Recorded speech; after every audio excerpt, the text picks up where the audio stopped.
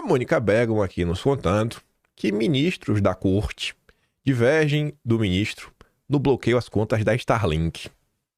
Essa questão da Starlink tá rendendo. Talvez dê mais confusão que o banimento do Twitter. Vocês já vão entender.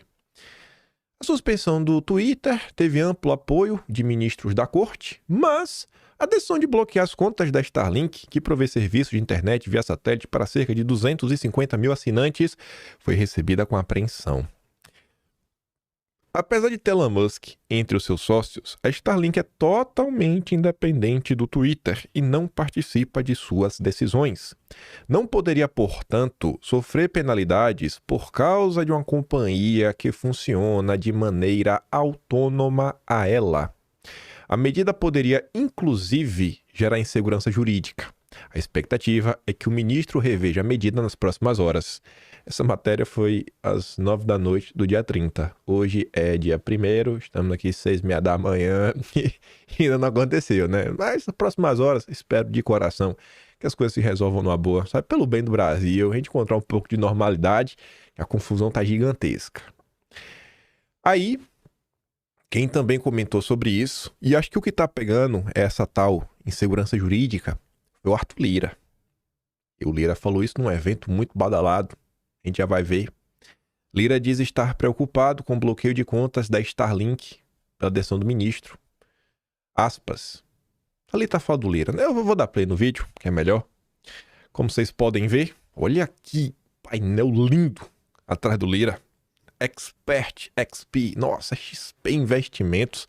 O Lira estava no evento do Grupo Esfera, um dos grupos mais bonitos e cheirosos do Brasil. Não sei se é melhor do que o Lead, do Dória, mas são os dois maiores do Brasil, top 1, top 2. Aí você escolhe qual grupo você gosta mais. É tipo, sei lá, iPhone e Samsung, né? Tem gente que gosta do iPhone, tem gente que gosta do Android, e aí a sua escolha. É tipo isso, mas ambos, top de linha, flagship, disputando aí nariz a nariz, quem é o grupo mais badalado do Brasil. E aí no evento, só para grandes nomes, e parece que tinham até investidores internacionais neste evento, o senhor Arthur Lira falou isso daqui, né? E aí você sabe que o PP e o próprio Arthur Lira é um cara que gosta muito do André Esteves do BTG. Vamos escutar. Geralmente tem a máxima de que decisão judicial a gente não comenta, a gente cumpre e contesta. Mas o que mais me preocupou ontem, e nós devemos já aqui ter diversos investidores internacionais, é a gente ter a obrigação de saber separar pessoa jurídica A de pessoa jurídica B. Se a gente como a gente estava conversando ali atrás, no escândalo da Americanas, fôssemos bloquear a conta da Ambev, não seria correto. Então, a briga jurídica, a demanda jurídica que há em torno do X, não deveria nunca ter extrapolado para haver bloqueio de contas da empresa Starlink. Esse é um pensamento individual que eu teria. E foi aplaudido, viu? Eu não acho que é um evento de bolsonaristas. Eu, pelo menos, não acho que é um evento de bolsonarista aí que bateu palma pro Lira.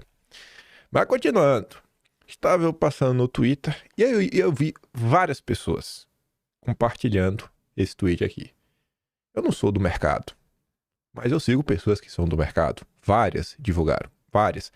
Tanto de pessoas mais à direita quanto mais à esquerda. Eu vi uma postagem cedo, sei lá, um pouco antes de gravar, de um cara que tá mais à esquerda, ele falando que seria bem interessante que o Lula entrasse em campo para falar sobre esse assunto, porque se o Lula deixar essa questão da Starlink rendendo, pode trazer prejuízo verdadeiro, sincero, para a imagem do Brasil no exterior e ter algum tipo de impacto econômico. Mas o Leandro Ruschel é um cara que é do mercado. Ele tá dizendo, ó, o Bill Ackman é um dos maiores gestores do planeta. Comentando as últimas decisões da justiça brasileira em relação ao Twitter e à Starlink, ele disse que o Brasil está no caminho para se transformar num mercado não investível. Ele é um dos maiores gestores de recurso, o fundo dele é focado, parece que em infraestrutura. Aí você está falando, deve ser um bolsonarista dos Estados Unidos, né? Um eleitor do Trump. Calma, a gente chega lá. Ele falou o que ele falou, dando RT no Elon Musk, que lançou um perfil ontem querendo procurar mais confusão. E aí o Bill fala assim, ó, o fechamento ilegal, ele tá falando que é ilegal, do Twitter e o congelamento de contas da Starlink no Brasil colocaram o Brasil em um caminho rápido para se tornar um mercado não investível. A Comunada cometeu atos semelhantes, levando à fuga de capital e ao colapso nas avaliações. O mesmo acontecerá com o Brasil, a menos que ele recue rapidamente desses atos ilegais. Mas será que ele não é um bolsonarista? Bom, pesquisei no Google. Eu acho que não, porque tá ali, ó. O Bill, ele apoiou nas primárias o Jim Phillips, que é do Partido Democrata agora em 2024. É um apoiador dos democratas. E ele foi um cara que abraçou a candidatura do Michael Bloomberg nas eleições de 2016, que também é um democrata. A Bloomberg que tem até a Bolsa de Valores. Então, é um comentário que tá vindo, não da direita. Eu acho que tá vindo nada aí do centro, talvez da centro-direita, mas não dá pra falar que esse cara é um trumpista, né? Mas vamos continuar. Aí o Elon Musk deu RT no Bill, falando que investir no Brasil sob a administração atual é insano. Quando houver uma nova liderança, espero que mude. Confusão. E teve também um comentário ontem de uma pessoa meio que da Anatel dos Estados Unidos, que a gente vai chegar lá. Não me engano, não na coluna da Mônica Bergamo, não. Isso é no painel. A gente vai chegar lá, que também comentou, só que é sobre o Twitter, especificamente. Voltando para o Brasil, no mesmo evento do Grupo Esfera, também estavam lá em uma mesa de debate Cláudio Castro, o presidente da Google, e o Flávio Rocha, da Riachuelo. Gustavo Zucchi, que escreve lá com o Igor Gadelha, foi para o evento, convidado. Cláudio Castro se reúne com empresários no Rio sobre a sombra da suspensão do X. O tema do painel era Rio de Janeiro, uma vitrine em potencial. Entretanto, o debate rapidamente caiu para a questão da insegurança jurídica. Primeiro por causa da reforma tributária e depois sobre as Big Techs. A situação específica do Twitter ficou nas entrelinhas da conversa. Nos bastidores do seminário, os empresários e investidores presentes demonstravam preocupação com a repercussão internacional da decisão do ministro do Supremo. Sem citar o Twitter, o presidente do Google pediu para o governador não colocar todas as empresas de tecnologia no mesmo saco. É óbvio, tem que separar. E ressaltou que sua empresa está há 20 anos no Brasil, empregando, pagando tributos. Quando questionado diretamente sobre o Twitter e suas regras para usuários, o presidente do Google disse que não fala sobre a rede do Elon Musk. Já o empresário Flávio Rocha, que chegou a cogitar uma candidatura à presidência em 2018, apontou que não vê a polarização como um problema, mas sim como a prova de que a população está cada vez mais envolvida com a política. Aspas para o Flávio Rocha. Essa tão falada polarização, que é apontada como um problema, acho que é um fator de amadurecimento do eleitor brasileiro. Cada vez mais, nos bares e botiquins brasileiros, dedica-se menos tempo ao futebol e mais às questões políticas. E isso é a realidade. Bom, falamos aí da Starlink, coisa. Agora vamos falar do Twitter especificamente. Falar da Globo, esse lixo de empresa. Ontem eu estava passando no Twitter, me deparei com esse longo texto. Não vou ler assim pequenininho, aumentei. Mas ele foi escrito pelo Rodrigo da Silva. Eu vi porque a Paula deu RT. Bacaninha. Tem as coisinhas legais ao longo do texto. Mas o final dele é tenebroso. O Rodrigo da Silva começa falando o seguinte. Nos últimos dias, muitos jornalistas menosprezaram a suspensão do Twitter no Brasil. Mas esta rede social não perderá sua relevância sem os brasileiros. O Twitter, entre outras coisas, é um canal de declarações oficiais de autoridades do mundo. E muitas dessas declarações não estão disponíveis fora do Twitter. Não faltam jornalistas brasileiros que precisam acessar esse conteúdo em seus trabalhos. Se um analista de política internacional, por exemplo, assume o dever de escrever uma matéria sobre a política francesa, um país que enfrenta um impasse na escolha do próximo primeiro-ministro, está tendo a confusão, o Macron não quer deixar que a esquerda coloque o primeiro-ministro, a esquerda ganhou, mas não levou.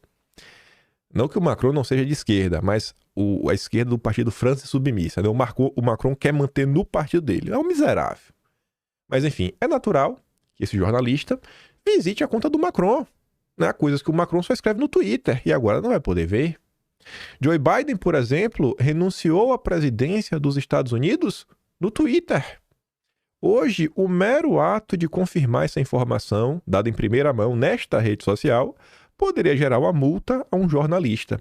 E uma multa consideravelmente maior do que o salário médio de um profissional do Brasil. Depende. Se for o salário dentro da Globo, é pouco. Com certeza a turma da Globo ganha muito mais do que 50 mil reais. É muito mais do que 50 mil reais no mês. Agora, no restante das empresas, eu duvido que chegue a metade disso. Mas na Globo, 50 mil é troco. Porque para passar aquele pano doido que aquela menina passa, e o Valdo Cruz, não é pouco dinheiro, não. Não bastasse se o jornalista procurasse escrever uma matéria incluindo a fonte primária da renúncia do Biden, por exemplo, embedando o tweet graficamente, arriscaria colocar o leitor em maus lençóis com a justiça brasileira. Se um tweet é a fonte primária de uma declaração, como o jornalista poderá confirmá-la para o público sem infringir uma decisão judicial? Não é meu problema. Provavelmente quem apoiou, né? A classe jornalística inteira. Há uma campanha presidencial acontecendo nos Estados Unidos nesse momento. Kamala, Trump, Walz, Vance, eles estão no Twitter todos os dias sustentando as suas posições. Consultá-las é ofício de quem reporta sobre esse evento importante. Como fazê-lo sem parecer um vendedor de coisas erradas acessando a Deep Web? E isso para não falar da abundância de fontes, especialistas, fóruns de debate, insights, produzidos exclusivamente nessa rede social sobre uma série de assuntos, cultura, sociedade, economia e esporte. Há eventos grandiosos em que o Twitter é a melhor fonte de informação em tempo real. Você vê aquela questão do Bill mesmo, né? O chefe lá esqueci o nome da empresa dele. Mas enfim. Ninguém discorda que há desinformação, mas há também muita informação de qualidade no Twitter, reportada por gente do mundo inteiro, incluindo bons jornalistas produzindo conteúdo para suas comunidades de leitores neste espaço. Muitos desses jornalistas, vivendo fora do Brasil, continuarão no Twitter sem medo das consequências, mas os brasileiros, graças ao ministro, estão impedidos de consultá-los. É por isso que a decisão do ministro não é um ataque apenas ao Twitter, é um ataque direto à liberdade de imprensa e, sendo assim, é também um ataque frontal à democracia. Aí, olha o final. É vergonhoso que tantos colegas, jornalistas, inclusive alguns dos maiores veículos do país, que deveriam ser implacáveis defensores da liberdade de expressão e de imprensa, minimizem cinicamente a gravidade deste episódio. Um jornalista que menospreza tudo isso atenta contra o próprio dever do jornalismo. No fim, age como uma galinha que protesta em defesa do KFC. KFC é aquele negócio que vem em galinha frita, né? Gente, ele coloca um ponto interessante, seus insights, mas é um texto vexaminoso. Porque assim, você não precisa lavar a alma, você não precisa ofender, você não precisa xingar. Agora de coração, como é que a gente vai sair do ponto A para o ponto B? Se toda vez que surge um jornalista que está indignado com a classe, com outro jornalista, com um grupo de imprensa, eles não conseguem sequer citar o nome. Se o problema é o posicionamento de muitos jornalistas, e isso é um problema, a gente chegou assim, por que esses jornalistas não conseguem citar a Rede Globo nominalmente? Por que essas pessoas não conseguem citar o Valdo Cruz nominalmente quando ele defendeu a censura? Por que as pessoas não conseguem citar a Daniela Lima nominalmente quando foi lá no episódio a maior fake news do ano? Até agora nada superou, que foi a história do computador da BIM que tava com o Carlos Bolsonaro, que depois viu que era mentira. Gente, cadê a verdade? Cadê a luta pela verdade? Vocês não estão preocupados com nada. Vocês não conseguem criticar a Globo porque o sonho desses jornalistas no final do dia é ir trabalhar na Globo. No dia que for lá e receber mais de 50 mil de salário, ninguém vai reclamar de censura. Só reclama quando não tem empregado na Globo. Eu só levo a sério a opinião de jornalista mesmo, que o cara aponta o dedo pro seu colega quando faz uma coisa errada. Porque quando é o blogueiro bolsonarista, quando é o influenciador bolsonarista, na melhor das hipóteses, o comunicador bolsonarista, aí essa turma é a primeira a botar o dedinho na cara. Primeira! Mas não pode falar dos intocáveis da Globo. E aí vocês vão entender. Olha a Globo. Rapaz, e os cara é safo. Mesmo com bloqueio do Twitter e risco de multa, brasileiros usam VPN para acessar a rede. Aí você vai falar, e como é que a Globo sabe disso? Porque Jean Amato, ele está em Lisboa. Ah, Globo, pegou o jornal em Lisboa pra ficar espionando o Brasil. Não, nessa matéria não citou o nome de ninguém. Nessa matéria. Acessando o Twitter em Portugal, o Globo verificou usuários que se identificaram como brasileiros reagindo na rede. Bom dia para quem ainda está conseguindo acessar aqui. Começou o dono de um perfil conhecido no Rio. Mas pior mesmo é essa nota aqui, ó. Essa Luísa Marluso, ela cobre à direita no Globo. Ela cobre à direita. Aquela nota... Se lembra daquela nota da Globo que tomou uma checada, que falava do Felipe Martins quando ele foi solto? Foi a Luísa que escreveu. Dentre tantas outras. Porque essa foi bonita, né? Tomou aquela checada gostosa no Twitter. Mas enfim, a galera não fala nada. A galera não fala nada. Não pode falar. Cadê os jornalistas pra apontar o dedo pra Globo? Eu tô me perguntando, porque a Luísa, ela está no Rio de Janeiro. Como é que ela sabe disso? Como é que a Luísa sabe disso? Ela tá no Rio de Janeiro. Vice de Zema usa VPN para publicar no Twitter sob pena de 50 mil. Tá querendo colocar um alvo? É, minha tia. Quer colocar um alvo no vice do Zema pra ele ser multado? A Globo tá fazendo o que? A lista de quem tem que ser punido? Em tweet publicado na plataforma Fora no Brasil, Simões criticou o magistrado e afirmou nunca ter imaginado que fosse praticar desobediência civil. E tu sabe disso como, Luísa? Porque teu colega tava em Lisboa. E tu? Isso aqui é Globo. Isso aqui é Globo. Quantas vezes vocês já não viram pessoas serem punidas por matérias que saíram na imprensa? Essa Luísa tá demais, né? Cadê? Quem que vai falar sobre isso?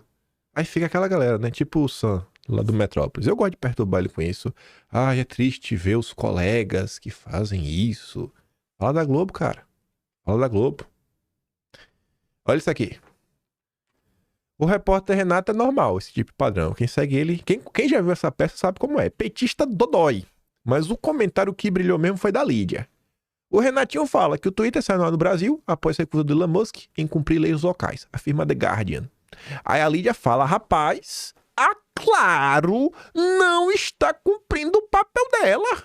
Pois eu fui na loja relatar o ocorrido e eles me disseram, retira o aplicativo. Eita, poxa!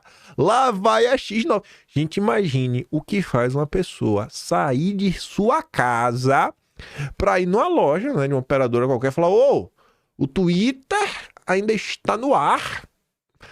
Imagina. Ela não fala, assim, ela teve que procurar alguém. Se for o gerente, menos mal. Mas normalmente o cara que tá ali na frente é o peão, né? O peão acordou cedo.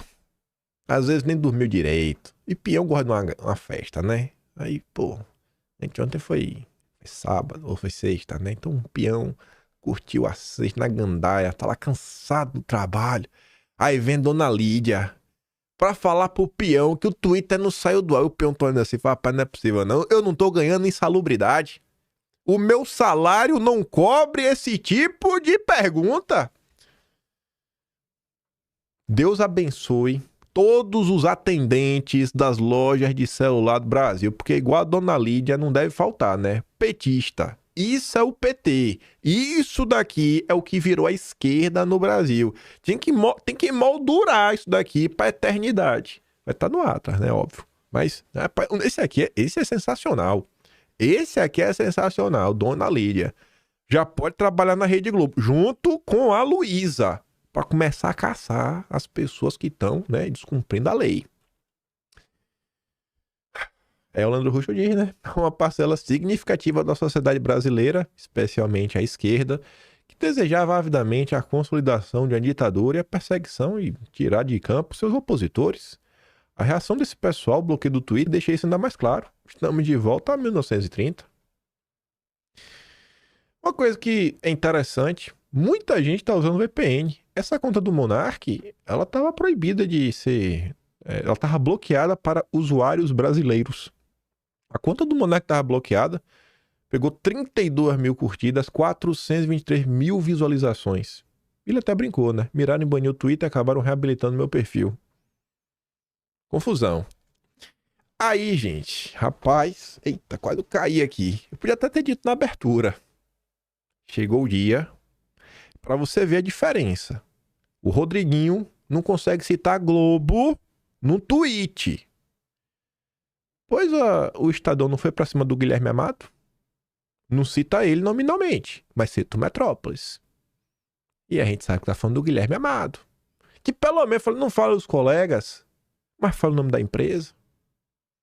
E aqui vocês vão diferente de jornalismo. Você vê o Estadão, que todo mundo sabe como o Estadão pensa, e a gente vai comparar com a Globo, de novo. Supremo Censor Federal. Já meteu um título pesado. Em seu editorial que corre, né, nos jornais impressos no dia de hoje. Mas enfim. O Festival de Abusos Antidemocráticos... Não, olha esse primeiro parágrafo. O Festival de Abusos Antidemocráticos cometidos pela Corte em nome da democracia não para. Pela canetada, como sempre, do ministro, a Corte proibiu a Folha de entrevistar Felipe Martins, ex-assessor de Jair Bolsonaro. Trata-se, obviamente, de censura prévia. Mais uma. Já começou assim. O apetite censório do Supremo é insaciável. Já em 2019, impôs censura a uma reportagem da revista Cruzoé, que revelava o codinome do ministro Dias Toffoli nos arquivos da Odebrecht. Recentemente, impôs a remoção de publicações em que a ex-mulher do deputado Arthur Lira acusava ameaças de agressão. Nos dois casos, houve recuo, mas nenhuma consternação. Mais assintosos são os bloqueios de perfis sociais, expedidos sem ofício, sem fundamentação, com multas draconianas no âmbito dos intermináveis, elásticos, sigilosos, inquéritos sobre fake news e mídias digitais. Ao abrigo deles, por sinal, o ministro censurou críticas de empresas de tecnologia ao PL das fake news. Olha esse nome. O Estadão se refere ao PL das fake news pelo nome que ele tem. PL das fake news. Vocês vão saber porque eu estou falando isso. Quando a gente fala da Globo.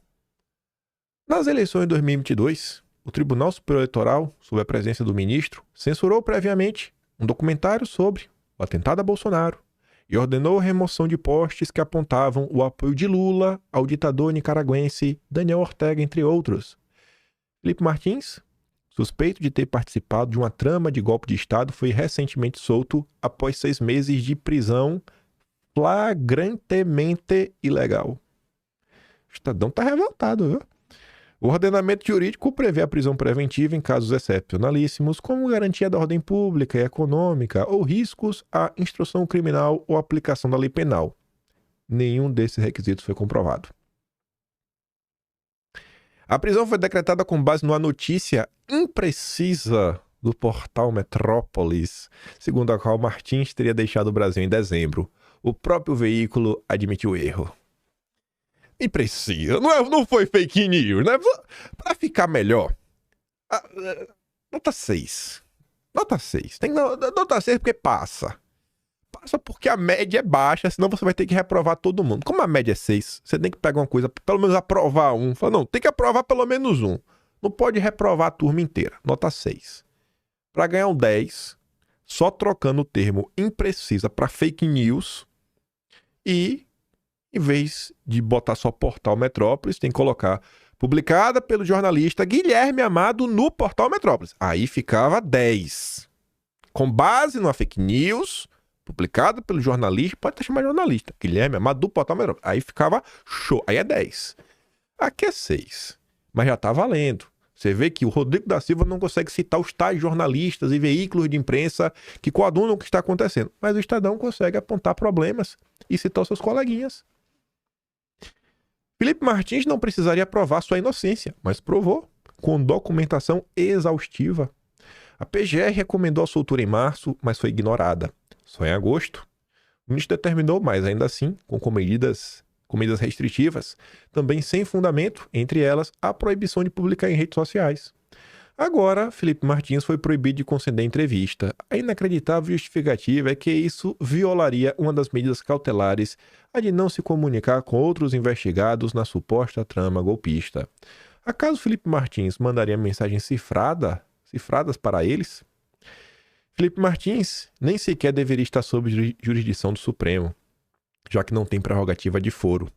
Mas o mais estupefaciente é que ele não só foi condenado por nenhum crime, como nem sequer é acusado. Simplesmente não há denúncia. Em 2019, no mesmo dia em que o ministro determinou a censura da Cruzoé, o Supremo revogou uma decisão que impedia Lula, à época preso, de conceder entrevista, sob a justificativa de que isso era censura prévia. Lula fora condenado em 2 instâncias, mas Felipe Martins, que nem sequer é réu, vale a lei da mordaça. Ou seja, a corte não só cometeu abusos antidemocráticos em nome da defesa da democracia, mas estes abusos são ad hoc típicos de tribunais de exceção, as favas à Constituição e às leis. O que vale agora é o que passa pela cabeça do ministro. E o editorial de ontem também foi bem pesado aí para o Estadão. O Estadão tem que dar uma respiradinha. O Estadão tá demais. Onde o Estadão falava de forma mais específica sobre o Twitter e sobre a Starlink. Aí vamos comparar. A gente viu o do Estadão de ontem, o do Estadão de hoje, aí vamos comparar desse lixo. Esse lixo chamado Rede Globo. Tem que falir, tem que ir à falência. Não é o cara chegar lá e ir na canetada. Não. Cabe à população acordar para esse mal que aflige o país. Musk deve cumprir ordens, mas o Supremo não pode estar a polar. Você vê a manchete e fala, não é bacana, né? Pô, a Globo vai fazer, tentar analisar onde um errou, outro errou, tentar procurar aí um ponto de convergência. Engano seu. A reação do ministro, a recusa do Elon Musk, blá blá, apresenta pontos extremamente controversos. O primeiro foi notificá-lo por meio de um post de rede social. Que farão agora os oficiais de justiça diante da árdua tarefa de notificar alguém que evita ser encontrado? Usar as redes sociais do cidadão? Cabe tal procedimento em nosso sistema de justiça? Ou a inovação valerá apenas para os ministros da corte? É verdade que Elon Musk acabou dando ciência à notificação, né, ao respondê-la de modo grosseiro, mas o certo teria sido enviar uma carta rogatória, comum, né, dos mortais, né, que tem que recorrer quando se depara com a situação semelhante. O segundo ponto, ainda mais heterodoxo e esdrúxulo, foi o congelamento das finanças de outra empresa, que é a questão da Starlink, né? A medida é tida como ilegal por juristas respeitados. É certo que chegar a Musk é difícil, mas por moroso que seja o processo, ele tem que ser feito dentro da lei. Espera-se que o plenário corrija esses desvios, nenhum ministro deve ser considerado imune a erros ou dono da palavra final. Diante da reiterada arrogância de Musk, não restou alternativa senão suspender o X no país para que o Brasil pudesse exercer sua soberania. Bom, segundo a Mônica Bergamo, o Elon Musk ele procurou pessoas, mas ninguém quis assumir a representação com medo de ser preso. Então é meio complicado. Você fala assim, não, você vai ter que ter um representante. Pô, ele foi atrás de representante, ninguém quis ser. E aí, como é que faz? Como é que faz nesse caso? Ele foi atrás, não achou. O Tom tá com medo de ser preso. Foi o que a Mônica Bergamo noticiou. Não sou eu, foi a Mônica Bergamo. Mas estipula multas para usuários que acessem a rede usando programas, né, os VPNs, extrapola todos os limites do razoável. Os excessos flagrantes do ministro, contudo, em nada mudam a obrigação do Elon Musk em respeitar as ordens da justiça como qualquer empresário sério. É sintomático que Elon Musk se diga libertário, mas critique democracias como França, Reino Unido, sim, Brasil, eu adoro a democracia brasileira, que tentam regular a selva que as redes se transformaram. Na Índia, país que enfrenta um preocupante recuo democrático. Ele acatou todas as determinações para remover conteúdos e contas de jornalistas que incomodavam o regime do premier Narendra Modi. O Modi é um cara mais à direita, né? Parece aí que a Globo tá preocupada, porque é de direita. Se fosse de esquerda, banha de todo mundo, usa a turma dos Soros, a Globo não tinha falado nada. Tá bom. Na Turquia, respeitou a ordem para reduzir o alcance de tweets críticos ao governo autoritário do Tayyip Erdogan. Nos Estados Unidos, onde a lei é mais tolerante, com discursos considerados criminosos em outros países, as plataformas precisam tomar cuidados. Durante Fica em Casa, Facebook e Instagram cederam a pressões do governo, reduziram o alcance de conteúdos criticando o fechamento de escolas. Na campanha eleitoral de 2020, suprimiram postagens com denúncias envolvendo Biden, o filho do Biden. Em carta recente, Elon Musk, porém, se diz arrependido de ter cerceado os usuários em ambas as ocasiões. Aí, a Globo vai finalmente. Cada um desses casos deve ser avaliado por seus próprios méritos e circunstâncias. É verdade que em certas situações a justiça pode se exceder ao tentar controlar crimes cometidos por meio das plataformas. Isso é lamentável. Peraí. A justiça se excede por crimes. Que crime que aconteceu? Qual foi o crime que aconteceu na rede social? Mas essas redes não podem usar tais excessos ou a defesa da liberdade de expressão como um pretexto para fugir de suas responsabilidades. A mídia tradicional, mesmo em democracias centenárias, sempre foi regulada sem prejuízo às liberdades. Por que as mídias digitais não podem ser reguladas? Mas acho que elas são. Tem até o Marco Civil da internet. O meu tipo de regulação que querem fazer. Liberdade de expressão é valor cardeal em qualquer democracia, mas não se trata de direito absoluto. O uso do meio digital para cometer crimes precisa ser coibido. Que crime? Eu nunca... Cadê a preocupação com os golpes que estão acontecendo aos montes por WhatsApp, Instagram, etc.? Cadê a preocupação com os golpes? Cadê a preocupação com os golpes? Que crime que tá preocupado? É o cara que postou um emoji, que falou mal do William Bonner. Viu? E eventuais exageros da justiça podem ser atribuídos a um regime jurídico ainda leniente demais com as plataformas. Oh, meu Deus, olha só. Eles estão errando porque eles são bondosos demais. O sistema jurídico, ele exagera porque ele é muito leniente. Se ele fosse mais duro, não precisava exagerar. Rapaz, no Brasil, a aprovação do quê? Do PL das redes sociais. Oh! Você tá vendo como são as coisas? O Estadão chama pelo nome verdadeiro, PL das fake news. Todo mundo conhece pelo nome PL das fake news. Só que esse projeto de lei, ele foi tão debatido que a população sabe do seu problema. A população viu as maldades que estavam dentro dele. Aí a Globo, não é a primeira vez que a Globo faz isso, troca o nome para tentar enfiar a goela abaixo.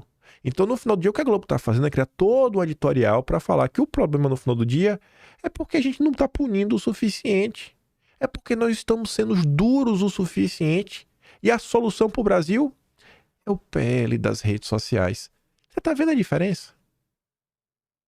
A Globo está preocupada em destacar quem está quebrando as regras. A Globo está preocupada com o PL 2630. E você vê lá como estava o editorial do Estadão sobre o tema de ontem e o editorial do Estadão de hoje.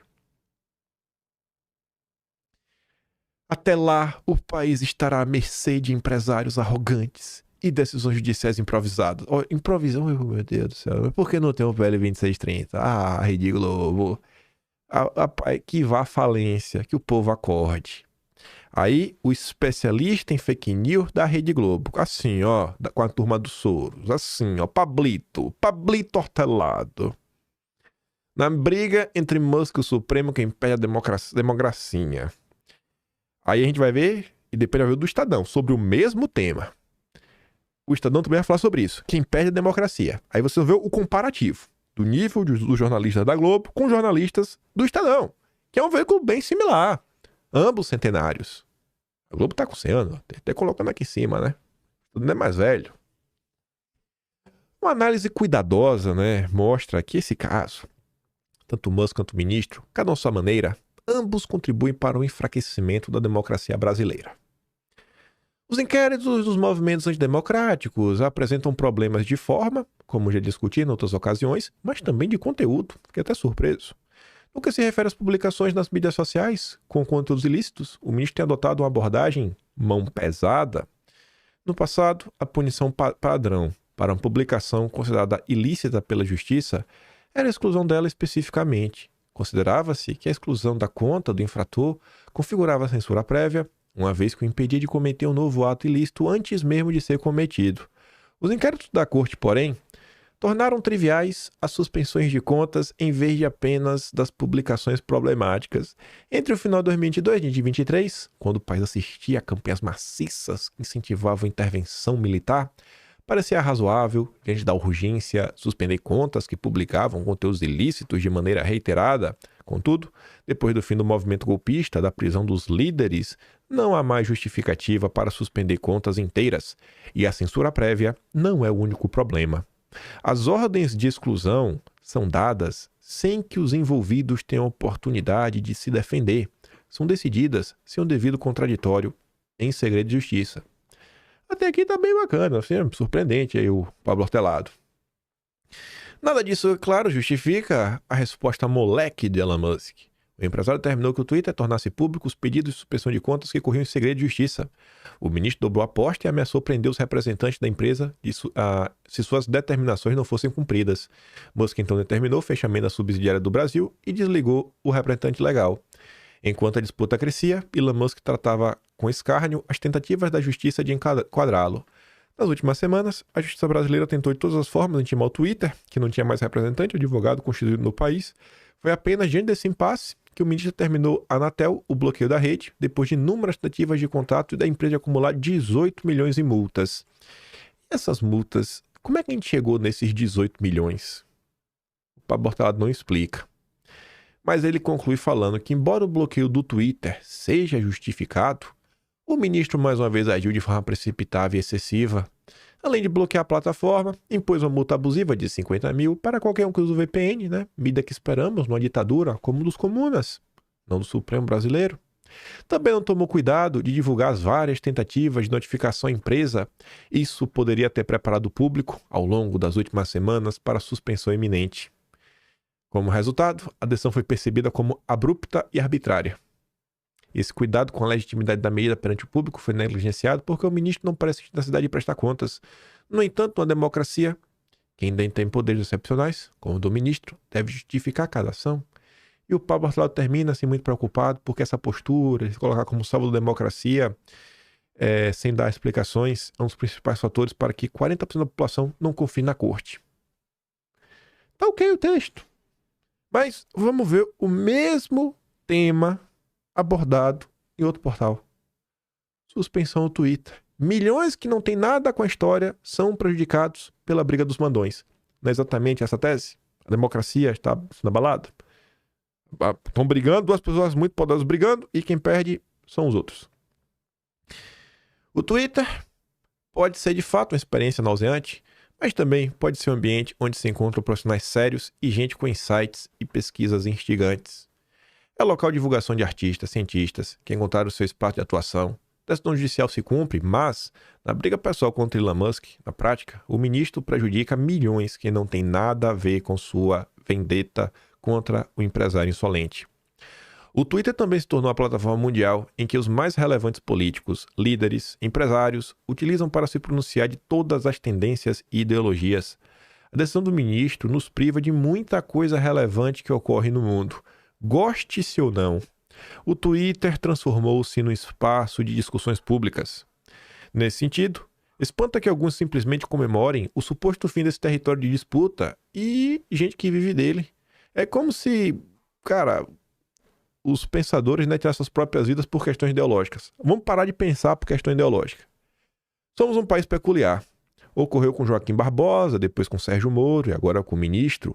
Uma parcela significativa da população passou a torcer por seus juízes de preferência como se fosse por um clube de futebol.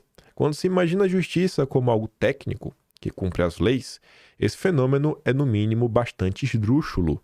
Um juiz que já foi filiado ao DEM, MDB, PSDB, foi ministro, entre aspas, golpista do Temer e hoje virou besta-fera do bolsonarismo e herói da esquerda, uma história e tanto. E estamos numa briga que não é tão fácil assim determinar quem tem razão. De um lado, Musk foi provocador, inconsequente, utiliza de fato a plataforma para seus próprios propósitos políticos e age com pirotecnia. Do outro, o ministro não tem arredado o pé da condução de inquéritos cada vez mais injustificados. Se por um lado, sua ação pode ter sido fundamental para esvaziar o golpe de Estado, e aqui eu fiquei surpreso, ele botou entre aspas, esvaziar um golpe de Estado. Será? Ou se tornou uma desculpa eterna para os abusos? Será que realmente teve uma tentativa de golpe de Estado? Ou era só uma justificativa? Sua atuação se degenerou a ponto de se tornar uma espécie de censor geral do Brasil. Na prática, é de que, desde o fim da censura prévia no Brasil, não vimos nada parecido com o que pode ocorrer a partir de hoje. O fim abrupto de um espaço de discussão onde todos podiam participar, mesmo que seja com pesos e influências diferentes. Difícil dizer que se trata apenas de uma questão de Estado de Direito, porque certos princípios vitais de um país, como liberdade de expressão, ficam feridos de morte. Sem falar e isso já foi dito, que dará discurso pra gente que apoia o golpe e hoje clama por aí que vivemos em uma ditadura. Acho que se você compara ambos os textos, você vê que existe o tom tá um pouco maior. E se você compara os editoriais, aí já não tem nem mais o que comparar.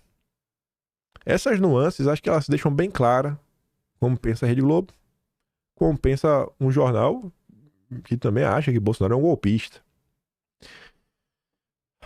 Elon Musk aí tá atrás realmente de confusão, né? Não tem como negar isso. O cara não me lançou um perfil oficial, selo dourado, com o nome do ministro, pra falar que hoje vamos começar a lançar luz sobre os abusos cometidos. Cara, o cara fez um perfil só pra isso, meu Deus. Rapaz, o bicho levou o pessoal. Levou pro pessoal mesmo, viu? Minha Nossa Senhora, velho. E aí tá lá comentando. Aí ele postou questão em uma decisão que até já tinha circulado, o pessoal já tinha debatido, que é aquela decisão que tá até a questão do Marco Duval, filho do Oswaldo Eustáquio, enfim. Foi a primeira postagem que ele fez nesse perfil. A confusão tá garantida. Aí, como eu tinha dito lá no início, veio uma crítica lá de fora, de uma pessoa trampista, mas não tão trampista. Vocês vão entender. Integrante de agência de comunicações dos Estados Unidos critica a decisão autoritária. É o... Qual é o nome dele? Brandon Carr. Ele é da Federal Communications Commission, FCC. Uma espécie da Anatel dos Estados Unidos. Mas enfim, abre aspas, porque ele disse. O ministro deixa claro que está tentando desferir um golpe mais amplo contra a liberdade de expressão e em favor de controles autoritários. Disse ele ao analisar a decisão completa do ministro de 51 páginas. Ele tem um histórico de defesa da liberdade de expressão. Foi indicado em 2018 pelo Trump para um mandato de 5 anos. Aí você fala, então ele é trumpista. Peraí. Ele foi reconduzido pelo Joe Biden para mais um período na agência que vai até 2028. Pô, um cara que foi indicado pelo Trump e conseguiu se manter no mesmo local. Na administração Biden, eu acho que ele não deve ser tão trumpista assim. Segundo o Carr, a censura do ministro tem natureza política e ideológica e está expressamente proibida pela Constituição brasileira. Ele aponta que em sua decisão, o ministro vê a liberdade de expressão como ameaça à democracia. O oposto é verdadeiro. A liberdade de expressão é o controle da democracia, um excesso de controle governamental. Censura é o som dos autoritários.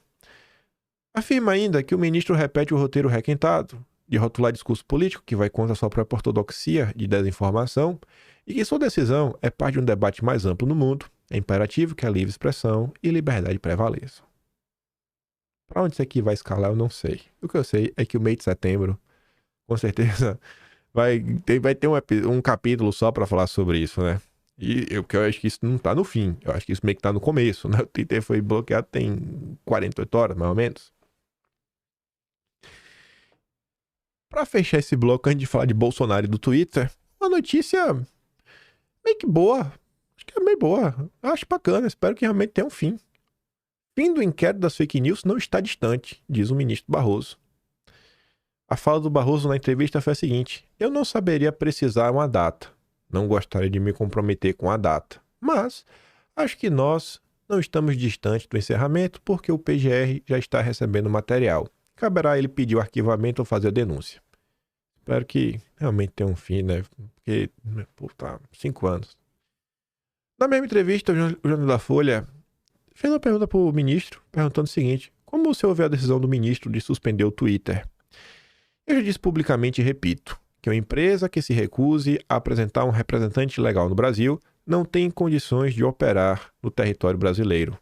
Mas ainda vou avaliar o caso concreto, caso seja levado ao colegiado, e eventuais recursos, sempre considerando todos os argumentos.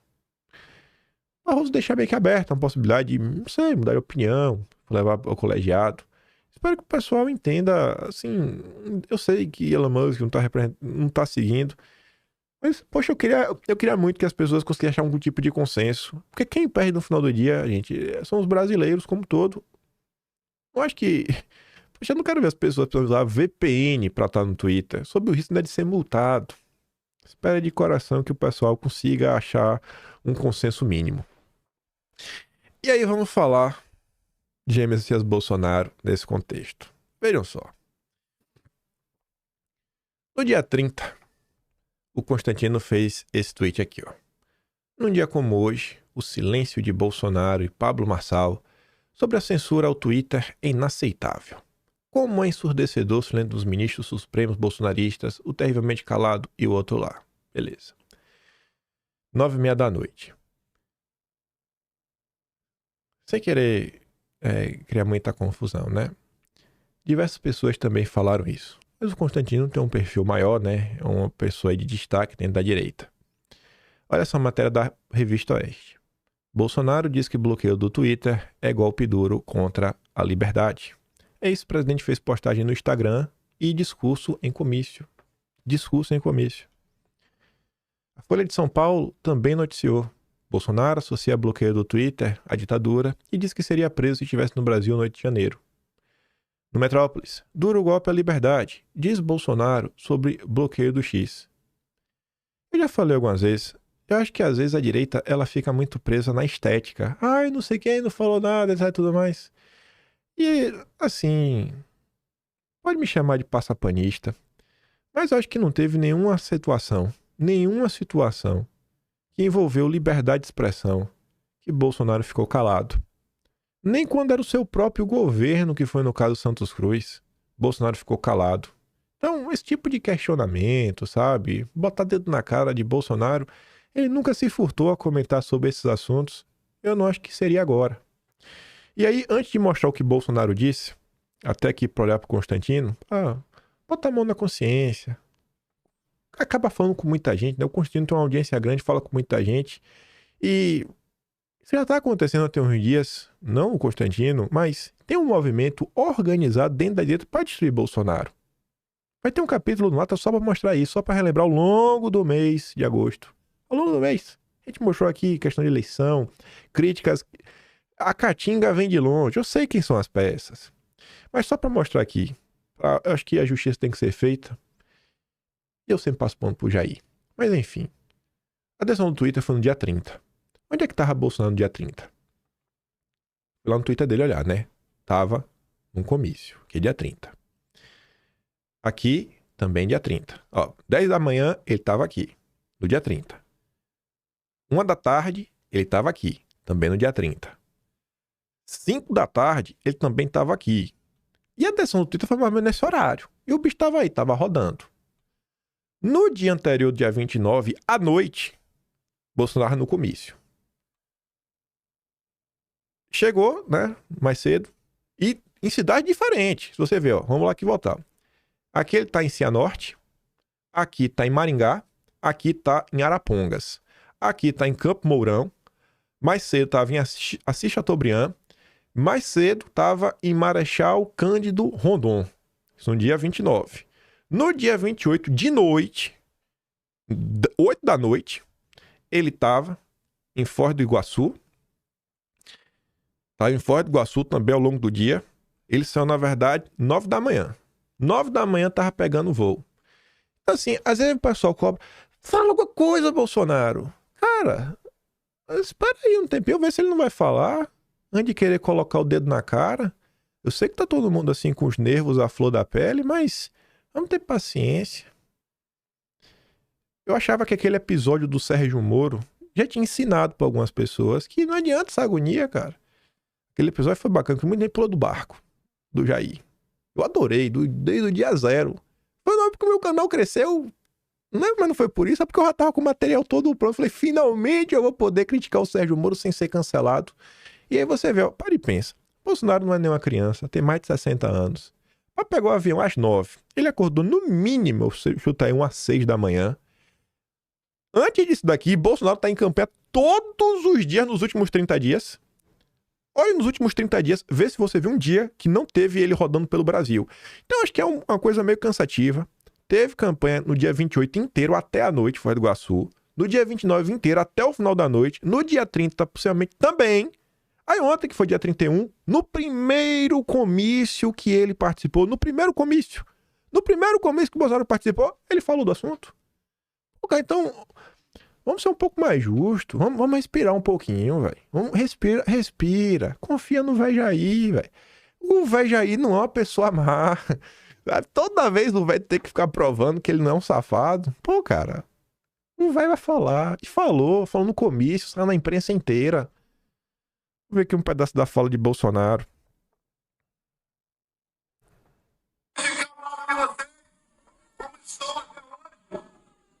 Poderia ter ficado nos Estados Unidos. O que teria acontecido comigo? Eu sabia que algo ia acontecer. Afinal de contas, no TV tudo é possível. O que teria acontecido comigo se eu estivesse no Brasil no dia 8 de janeiro? Até hoje. Me acusa de tudo. Até por golpe de prestígio. Nós estamos vendo que quem está conduzindo o Brasil com a ditadura não é quem esteve ao meu lado. Eu, ao longo de 4 anos, toda semana, era fustigado por pelo menos uma decisão do Supremo Tribunal contra o meu governo. Temos agora 18 meses de governo, praticamente. Nenhuma ação contra esse cara. Muito pelo contrário, está tudo uma maravilha. Não está pegando fogo na Amazônia, não está morrendo em Anomália. O Brasil é um país fantástico. Essa é a nossa terra prometida. Bolsonaro postou no Instagram, né, como tá. Postou também um texto no Telegram. Esse texto no Telegram, tu acredita que... Teve um cara que... Eu vi essa página do Constantino, o cara falou, Bolsonaro está calado, frouxo, covarde. Aí eu respondi pro cara assim, não, cara, ele falou, tá aqui, ó, no Telegram. Aí o cara me respondeu, é tão frouxo que não consegue nem citar o nome do ministro. Não, esse botou, é tão frouxo que escondeu a nota no Telegram e não cita o nome. Aí eu pensei, pô, ele não citou só no Telegram. Ele não... Peraí. Eu odeio falar e não provar o que eu falo, porque eu pareço que sou mentiroso, né? Sei como é. Vamos lá, peraí. Pra eu não parecer que eu sou mentiroso. Eu vi aqui, ó. Vamos lá. Pelo menos o Marçal continuou postando normalmente no Twitter. Já o Jair está na 4 linhas. O Jair é o Theon Greyjoy. E o ministro Russell Bolton, pra quem assistiu Game of Thrones. Aí eu falei, cara, desde cedo o Bolsonaro falou sobre o assunto. Mandei lá na postagem do Telegram, né? Sério, nem mencionou o nome, ainda fez escondido lá no Telegram. Aí eu falei, cara, não foi só escondido no Telegram. Ele falou no comício lotado, saiu em toda a imprensa. E eu disse, né? O ódio pelo Jair antigamente cegava apenas a esquerda. Mas hoje em dia, né, rapaz... Antigamente só a esquerda ficava cega com o Bolsonaro. Hoje em dia mudou. Mas eu mostrei, né? Você tirou isso de onde? Pô, tirei de algum lugar. Aí, aproveitando aqui, deixa eu mostrar aqui, já tô aqui. Se liga nesse comício. Tirar aqui o som, que tá com a música. Vê se tinha gente. Vê se tinha gente. O homem tá rodando. O homem tá rodando, faz a parte dele. Tá meio cheio, né? Meio cheio esse aqui em Londrina. Meio cheio esse comício.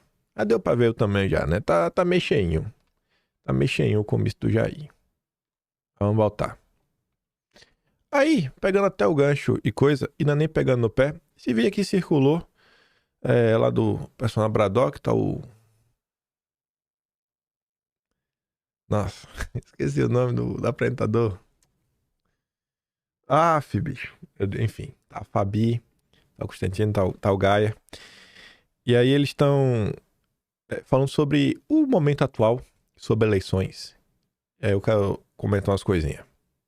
Eu fico desesperado com gente falando de eleição lá na frente. Eleição. Não entenderam que não vai ter eleição se continuar assim? Não entenderam que o cara tá interferindo na eleição municipal já? Então, que eleição?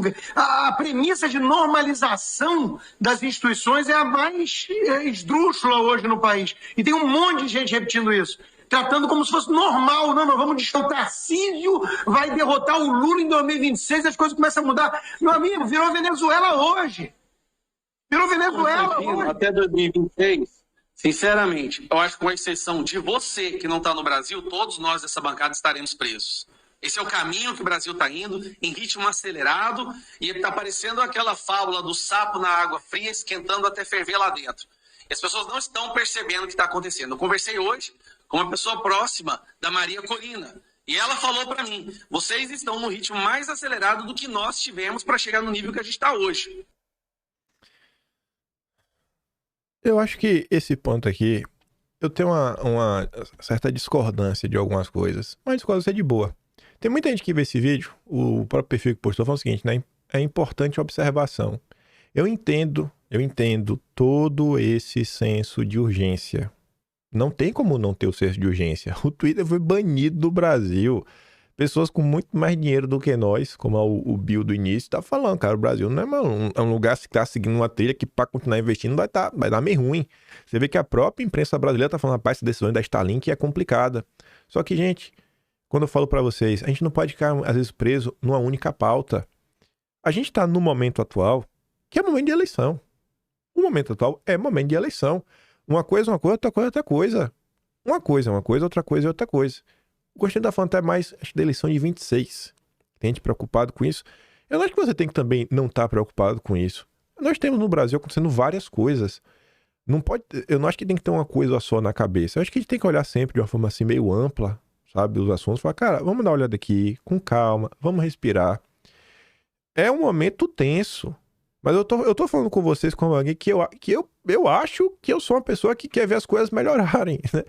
Eu acho que se você olhar um histórico dos meus comentários ao longo dos anos, acho que vai dar pra ver que eu sou um cara que quer ver o Brasil dar certo. E eu fico preocupado quando eu vejo alguns discursos que rolam nas redes sociais. Eu mostrei um outro falando, o Roberto Jefferson tava certo. Eu falo, cara, eu já vi o que aconteceu ao longo de 2020, 2021, 2022. Existe um senso de urgência, mas clamo a vocês. Respira um pouquinho. Não é respirar para não fazer nada, mas sim, respira, olha bem, pensa, vê o que tá diante, as possibilidades. Porque às vezes surge um maluco igual o Roberto Jefferson. E o pessoal abraça e vai atrás. E no final do dia a coisa piora. Então assim, respira, vê o que tá acontecendo. Tem os deputados, tem os senadores. Você tem que a primeira resposta tem que vir da classe política. A primeira resposta pro que tá acontecendo precisa vir da classe política. O pessoal tá chamando manifestação, o povo falou que vai dar rua, mas a primeira resposta, cara, tem que ser da parte política, não tem por onde correr. E a eleição é importante. O Bolsonaro tá rodando. É vereador, é prefeito, que faz base para 2026, mas não só isso. Pense naquelas pessoas que poderiam até ajudar, mas às vezes ela tem que se dedicar ao trabalho dela. Ela fala outra coisa, nada a ver com a política. E às vezes, se ela é eleita ou ela é assessora de alguém, cara, ela agora vai ter mais tempo para se dedicar a entrar nessa batalha que tá todo mundo aí querendo ver uma melhoria no Brasil. Então assim, nem tudo, nem tão pouco. A gente não precisa ser 8 ou 80, ou tudo ou nada. É só liberdade de expressão, esquece totalmente a eleição. Também não pode dar um foco total à eleição e esquecer do que tá acontecendo. Sabe, é só... Tá todo mundo com os nervos da flor da pele. Tá todo mundo com os nervos. Isso é normal. É só isso, ó. Dá uma respirada, tenha uma calma. Que as coisas vão. Eu espero que as coisas vão, né? Eu acho que sem acalmar. Com calma já não tá indo, com agonia. Não vou falar que é com pressa, não. Pressa tem que ter. Pressa realmente é real. Mas quando você vai tudo agoniado, quando você não. Sabe? Não sei. Mas que entenderam o que eu tô querendo falar, né? Qual é a minha preocupação minha. Enfim. Falando rapidamente aqui sobre a sabatina da Marina, a gente deve abordar isso daqui de forma um pouco mais aprofundada no Quinto Elemento. Falei ontem na sabatina, mas eu quero pontuar aqui algumas coisas, que até tem a ver com essa questão no Twitter. Quem acompanhou, quem já assistiu, eu acho que pode entender porque eu não vou apoiar a Marina no primeiro turno, mas caso ela vá para o segundo turno, eu apoio ela contra o Guilherme Boulos. No primeiro turno, assim, impossível. E não significa porque eu sabatinei ela e não gostei das respostas que o Marçal é melhor ou que o Nunes é melhor. Às vezes as respostas poderiam ser até piores. A primeira pergunta seguiu a ordem. Eu perguntei da direita. Eu não gostei de várias respostas da Marina que foram em termos similares. É um corporativismo, porque é o seguinte: todo mundo cobra Bolsonaro sobre o apoio a Nunes. Todo mundo cobra Bolsonaro sobre o Valdemar. Todo mundo cobra Bolsonaro sobre pessoas que estão próximas no seu redor, que ele indicou, etc. Tudo mais. Eu perguntei A Marina deu entrevista no nome do Felipe Dávila, o Infomano, eu acho. Eu abordei essa entrevista em algum momento, que é da questão do crédito de carbono. A ter proximidade, o Luiz Felipe Dávila foi o candidato do Novo em 2022, e ele veio com a história de sensata, que o Bolsonaro é direita chúcara, falando que tem que se unir com a esquerda inteligente. Então eu perguntei, e ela me deu uma resposta evasiva. Se você quiser, você sabatine ele. Não quero sabatinar ele, eu quero saber de você. Porque isso pra mim mostra como pensa o político. Porque se ela está no Partido Novo, e mesmo estando no Novo, ela consegue reconhecer o erro de seus colegas, pô, isso é um comportamento que eu acho que é desejável. Você conseguir reconhecer o erro dos seus colegas, isso não te diminui. Fala, pô, eu acho que ele errei, pronto. E vida que segue. Ela discordou lá, etc, tudo mais. Depois eu perguntei sobre uma opinião da Bolsonaro, ela falou, foi apressada. Foi até, viu um áudio ali, mas depois vi que não tinha nada, eu até me arrependo. Pronto, bacana. Depois eu perguntei para ela sobre questão de ideologia. Um tema que talvez eu acho que é muito importante. A terceira pergunta, eu acho que foi bem interessante, perguntando sobre o papel do cristianismo na política. O Arthur veio a pergunta e falou, pô, nunca parei pra pensar sobre isso. Ali eu falei, pô, na hora que ela falou isso, eu falei, a sabatina tá boa. Você fazer uma pergunta que o candidato nunca parou pra pensar, você vê que é uma pergunta capciosa. E acho que falando do cristianismo, uma coisa que acho que a maior parte de vocês se preocupa. Eu me preocupo. Pra mim tem que ter espaço pra Jesus, independente. Pra mim tem. Ela deu uma resposta bacana, ele explicou lá, dá uma olhada. Depois entramos em liberdade de expressão. Você fala pra ver. Não gostei mesmo da resposta, não porque ela sabonetou, mas porque ela não sabe do assunto. Eu perguntei pra ela sobre o papel do MBL, do Ayan, do Moro, do Frota, da Joyce, e a resposta dela assim, em algum momento, né, eles apoiaram. Não é isso, não é isso. Eu perguntei pra ela meio que a história, ela sai da Cruzoé, e da Cruzoé ela vem por dia de hoje. E eu assim falei, cara, não teve CPM das fake news, manifesto em 2019, a primeira busca e apreensão, a saída do Moro. Sabe, não existe esse processo. Então, assim, como é que você quer, sabe, lutar pela liberdade do Brasil e você não sabe o que algumas pessoas fizeram? Você não sabe como é que o problema nasce. Sabe, e qual o problema disso que me incomoda muito? Lá na frente, é 2 para se unir com o MBL.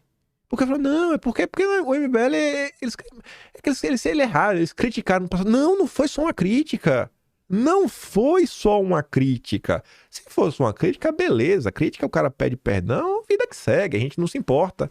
Então, assim, a pessoa quer ser prefeito da cidade mais importante do país, não faz a mínima ideia quem é Luciano Ayan. Depois eu perguntei sobre a questão da saúde. Eu trouxe o político de maior destaque do partido dela, que é o Romeu Zema. O Zema fugiu do palco do CIPEC quando questionado sobre a questão de tomar o negocinho.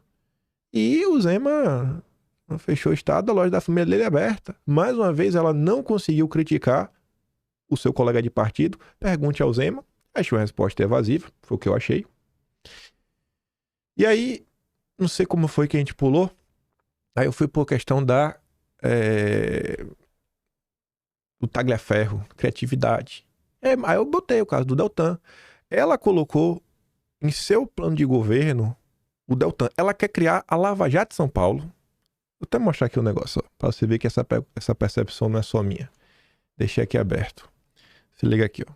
Atualizar. Deixa eu atualizar. Ó, tá atualizando. Atualizou, aqui ao vivo. A Tsuko fez assim, ó, ainda na metade, uma sabatina, a pessoa é igual um sabonete em personagens que estão diretamente vinculados a ela. Previsível, né? Zema, Dávila, etc. Deltan. Falei que tentei fazer respostas. Aí o carapuço fala assim, ó, a mulher disse que não pode responder pelo Deltan, mas queria usar a Lava Jato como se tivesse participado dela porque são do mesmo partido. Só interessa falar do partido quando a favorece. E só falta falar que não é do partido quando não a favorece. Não acho que isso é ser mau caráter, mas enfim, tem a posição. Então eu quis saber, né? Falar, mas peraí, vocês estão incomodados com a questão da criatividade da Revista Oeste. E quando foi a história do depoimento forjado? Uma coisa é você utilizar a criatividade no relatório e um depoimento forjado. Pergunte pro Deltan. Pô. Eu já falei disso no vídeo, mas quantas vezes, né? Eu já gravei vídeo. O Bolsonaro uma vez gravou um vídeo na frente do pai, falou, assistam esse vídeo. O máximo que o Deltan fez foi me acusar de fake news, com matéria da imprensa. Então eu achei que era uma oportunidade dela. O pessoal só quer os louros. Depois foi de educação. Pergunta mais de boa, achei que tava muito tenso. O Tagliaferro olhado, ia ser olhadinha informal também do Deltan. Falei, eu já tava até meio assim, falei, apertando, tava apertando bem. A gente dá uma apertada boa. ONGs e contratos envolveu o contrato da... Contrato não, né? Aquela multa da JBS que iria, né, que poderia ser usada aí para combater a corrupção, que meio que tava tentando desenhar a transparência internacional com apoio do Deltan, enfim. Falei, não deu tempo também, já tava com mais de 1 hora. E eu falei da questão do crédito de carbono. Falei, você colocou aqui, né? E é engraçado, porque no Twitter, quando ela falou, eu falei, lógico, apoio a medida que vai trazer dinheiro, até porque foi algo feito pelo governo Bolsonaro, pelo Salles. Pô, a turma às vezes fala que é gado, né? Ah, tudo que Bolsonaro faz bate palma é gado. Mas pera aí, né? Porque o Salles seu, eu vou bater palma. E a pergunta que eu fiz pra ela, eu acho que é a pergunta, assim, pra mim era a pergunta principal. É o seguinte, tá, você tá defendendo uma coisa. Você conhece essa coisa? Você conhece essa coisa? E eu perguntei o quê? Cara, você pode então me contar a história básica da Agenda Verde? Porque existe uma história. É um consenso, tem livros sobre isso, diversos, produções tanto do governo. Eu já encontrei produções do próprio Ministério Público contando essa história, livros de histórias diversos, ONGs falando sobre o assunto e até o embaixador lá, o Aranha, aqui lá do Lula, também falando desse assunto. Ela é uma história que ela tem, assim, início, meio e fim. Ela começa com o relatório do Clube de Roma, passando pela Estocolmo 32, relatório de Brundtland, Rio 92, aí depois pula pro What Matters, que é a reunião de 2004 do que o Kofi Annan convoca e sai dali o conceito do ESG, em 2004. A teoria, assim, fala sobre isso. E em qual contexto o crédito de carbono? Ela fala, pô, foi honesta, gosto disso, pô, não sei, beleza. E depois eu fiz uma pergunta lá mais especificamente, assim, apoia uma medida que não faz a mínima ideia do que está apoiando. Não tem a mínima ideia do que ela está apoiando. A mínima ideia.